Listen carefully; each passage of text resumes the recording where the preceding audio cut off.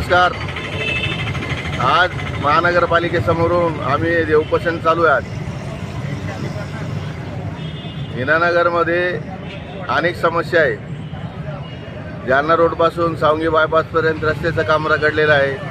Drainage कामं पण रखडलेले आहे आणि आरोग्याचे जे प्रश्न आहेत ते पण मोठ्या प्रमाणामध्ये मुलं महिला आरोग्य जे आजारी पडत आहेत।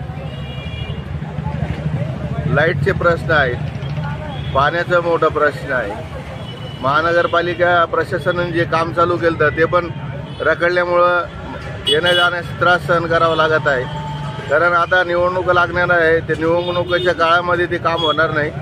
आज आम्ही संबंधित अधिकाऱ्याला भेटलो होते, म्हणे का लवकरात लवकर तुमचं काम चालू करू। आम्ही कनपुरे साहेबांना भेटलो, कोंबडे साहेबाला पण जाऊन भेटलो, पण काम कधी चालू करता हे ते आश्वासन देतात। आज संबंधित अधिकाऱ्याला जे बनकर साहेब जे काजी साहेब त्यांना पण फोनवर चर्चा केली आम्ही, तर लवकरात लवकर हे काम चालू व्हायला पाहिजे। नसता जे उपोषण चालू आहे आमचं ते तीव्र करण्यात येईल। कारण या भागामध्ये हजारो लोक राहतात आणि विकासापासून वंचित आहे। आमदार खासदार लक्ष देत नाही, लोकप्रतिनिधी लक्ष देत नाही। कारण या आंदोलनाचं हेच उद्दिष्ट आहे आमचं।